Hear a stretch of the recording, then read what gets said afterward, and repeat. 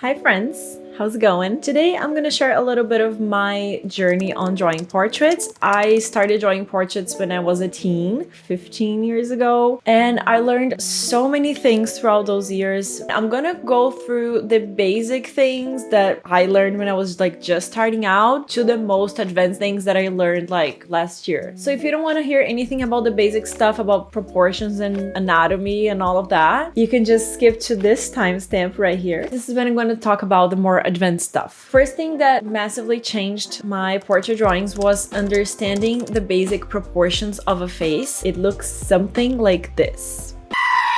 When you're just starting out drawing portraits, it's hard to get a good notion of where things should be and the sizes and distances between each element of a face. So if you start by drawing these guidelines, you're gonna basically know where to draw everything. So I always start with a big circle and then you complete the circle with an oval shape. And now that you have this oval shape, the middle line is basically the height of the eyes. Now if you divide this top half of the oval shape in two, you're gonna have a line here that marks the hairline. To know the exact sizes and distances between the eyes, usually you can fit 4 eyes in this whole length of the head. Also, the bottom of the circle is where the nose is, and you're gonna see that the circle marks the cheekbones usually, so this is where your circle should be. If you draw a line from the insides of the eyes down, this is the exact size of the nose. From the bottom of the nose to the chin, you can divide it by 3 basically, and then this middle section right here is where the mouth is, and you can find the length of the mouth by following these other lines right here. To draw the ears, you're gonna have a horizontal line that goes from the bottom of the nose, another horizontal line that goes from the eyebrows, and this is where your ears are gonna be. To find exactly where the eyebrows are, you can draw a line that goes from the edge of the nose, the corner of the eye, and then up. The space between the eyebrows is smaller than the space between the eyes. And basically, if you draw these simple lines before you start sketching, you just focus on the details from there, right? You know exactly where the eyes are, the nose, and then you're just gonna start making everything more detailed. Okay, so the second thing I want to share with you is that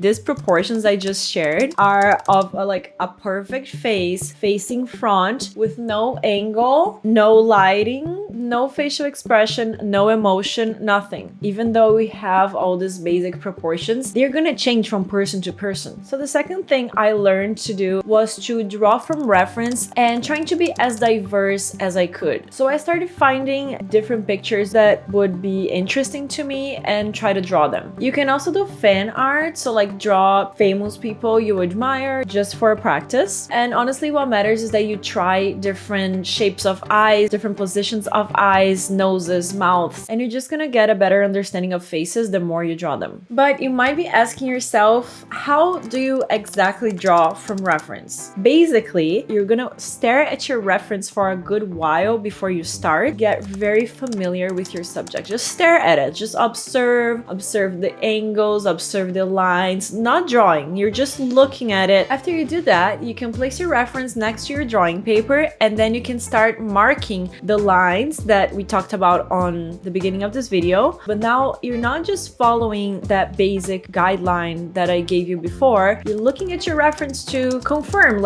is this where the eye really is? Maybe instead of the face being like this, the face is gonna be maybe like this. So the symmetry line is not gonna be a straight line right here. It's gonna be curved, right? You start noticing these little differences and adapting your guidelines to your reference. And to me, the biggest game changer ever on drawing from reference is just turning everything into geometrical shapes. So just really pay attention to all the angles and try to draw those lines. Just draw a big line, even though it's a little bit curved. Start with the angle, and then you're gonna add details on top of that later. Well, now that we covered all the basics, I want to share with you a little bit about lighting. I honestly think lighting is everything, especially when it comes to portrait drawing, because the lighting will help you tell the story eye of your illustration. It's literally gonna help you make your portrait interesting. It really doesn't matter if you're drawing like a flat illustration or a hyper realistic portrait. If you understand lighting, your portraits are gonna be more interesting, more compelling, and just more fun to look at. So the first thing to keep in mind is that the shadows create drama, mystery, and they create contrast and depth. A portrait that has very little shadow is very flat. Everything is gonna be like here in this plane. Let's take a look at these pictures right here. If you really pay attention where the light is coming from in these pictures, they're basically coming from everywhere and they're hitting the face very evenly. So like both sides of the face kind of look the same. There's not much contrast and there's not much variation in light. This could be like a very personal opinion, but it's my video, so I'm gonna share my opinion. I don't think that's very interesting when it comes to art. If you're taking a picture for a doctor or for a dentist or for a lawyer, you want everything to be lit up because that gives the viewer the impression of honesty, transparency. But if you're creating an artwork or an illustration, you want to create some sort of mystery that will make your portrait just more interesting. So when we look at these other examples here, look how the light is not facing front and like hitting the face equally. It's coming in an angle and there's one side that's lighter and one side that's darker. Sometimes the light even creates this little triangle of light on the other side of the face, and this is actually a really famous way to position light in photography and film, and it just really creates a little like focal point for your eye to rest, and it's just comfortable to look at. It's interesting, it's comfortable, and it creates this beautiful harmony in your portrait. So when I'm looking for reference pictures, I usually pay a lot of attention in the light because to me it's still a little hard to create the light from imagination. So I still use reference pictures to guide me on understanding the light hitting a face, and hopefully one day I'm gonna be so familiar with drawing faces that I won't need that. I'm gonna be able to just like imagine the light hitting the face and knowing exactly where all the shadows are, but I'm not there yet. If you're not there yet either, it's nice for you to find reference pictures that already have a very interesting light that you want to create on your drawing. So this is how I choose pictures to draw. I usually like dramatic lighting, and this is kind of like a personal thing, but yeah, I just think it's more interesting. Now that we talked a lot about drawing from reference, you might be asking yourself, can I draw from reference? Like, can I copy a picture? Isn't this copying someone else's art? Is this okay? Am I allowed to do this? And I asked myself that for years, and I think I figured out, so I'm gonna share with you how I do it. It's one thing for you to like copy pictures to study on your sketchbook. If you're just drawing to study, you can copy whatever you want. You're studying it, right? Like you're drawing anything, like it's okay. But if you want to profit from your art, if you want to sell an artwork, then there should be enough differentiation between your art and someone else's art, even if you're using their art as a reference. So now what I do to make me feel comfortable with using reference pictures, for example, is to come up with the idea first. So back in the day, I used to like, okay, so today I'm gonna draw a portrait, so I'm gonna look for a reference, and then I used to create the drawing on top of that reference I found. To me, that's really easy to just like fully copy that reference and not put anything that's like my creation on it. So instead, first I have the idea. I don't look at pictures. I have the idea in my head. Then I look for references to support my idea. Sometimes I even sketch it first, even if it's like a ugly sketch. And then I look for references for the eyes. I look for references for the mouth. I look for references for the lighting. And sometimes it's hard to find references that will be exactly like your idea. So you can even start creating your own references. You can put the light on your face and then take a picture of yourself, and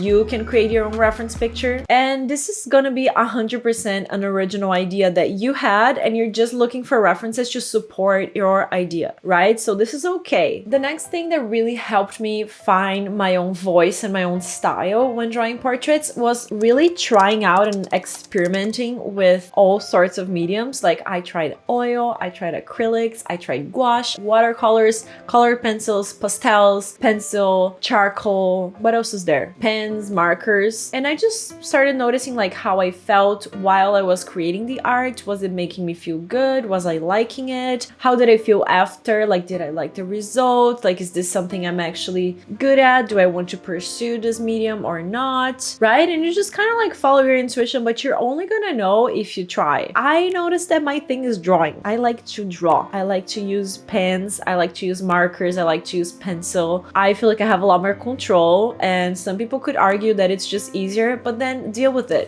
Yeah, it is. For me, it is easier. I like it more. I like the result more. I feel like I can spend multiple days, weeks on an artwork when I'm drawing. So in the end, I kind of narrowed it down to my art being ink pen and marker because it just feels right. Now, let me tell you a little secret that like I wish someone had told me that, okay? If you are waiting for a light bulb moment to be like, oh, this is my style, I found it, this is my style, suddenly this is my style. Or like you're naturally gonna be always drawing that same style and then you're gonna be like, oh, I found my style. I'm glad if this happens to you, but if I was waiting for this moment, I would still be looking for my style. You know what I mean? The secret is you just have to decide, okay? To me, I tried a bunch of stuff. One thing felt a little bit better, so I decided this is my style. I'm going to pursue it, and I just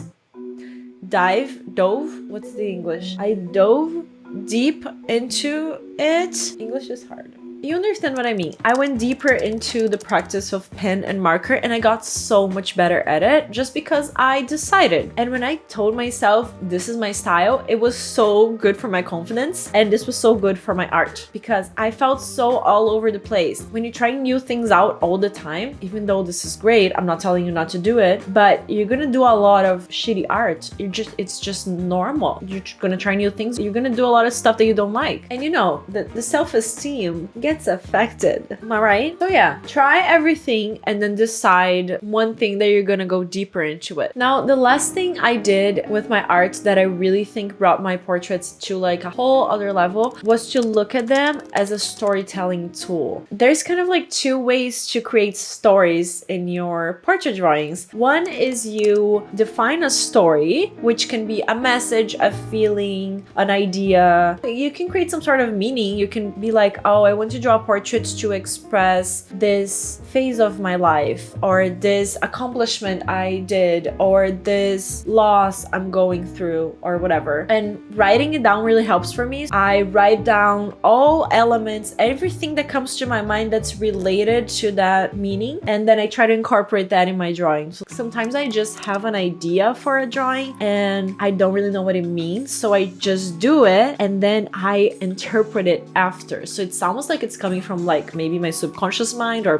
whatever. I don't know where it's coming from, but I look at it and then try to think like, what does this mean to me? What does this element mean in my life? Where have I ever seen this element before? And then I try to put together like a little meaning, and I don't know, to me it's fun. It kind of becomes like a self-awareness tool as well. I really find that my portraits became more interesting after I started doing that, because it's not about the skill anymore. It's not just about trying to make something perfect or with perfect proportions and perfect shadows and just be impressive, you know what I mean? Like, it's just not about that anymore. It's about something else that's beyond my technique and my skill. So yeah, I really feel like my art style blossomed after I started doing that. For the longest time, I was just drawing portraits because they made me feel good. They made me feel proud of myself. I liked seeing my progress as my skill was developing. It was like I'm drawing this thing just for me, for my own pleasure, to make me feel like I can do this great thing that a lot of people can't, you know what I mean? So when I kind of like grew out of that mindset, I started looking at my portraits as if they wanted to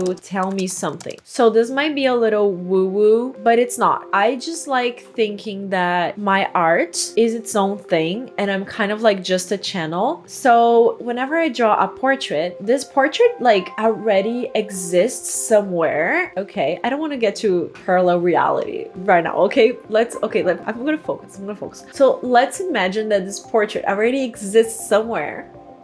I just need to channel it, right? So it's ready. It's already ready before it exists, before I even draw it. If I start to like try to pick up on these little things like, I want to paint this green. Maybe what does she want? I think she wants this part to be red. I don't know if that makes any sense to you, but it's kind of fun. It's fun to think your art is alive. I look at it as if it has feelings and intentions and desires and it wants to be a certain way, and I'm just trying to figure out the way that this art wants to be. It's not me choosing, you know what I mean? It's the way the art wants to be. And I don't want to drag you too much, but I was scared of my art for the longest time because I feel like my art would come with this sort of like mysterious elements that, I don't know, I like to think myself as a really like chill person, but my art is kind of dark sometimes, and I was scared of it. I was like, where is this coming from? Like, am I dark? This is coming from me. I just accepted it. I just accepted that this is what I like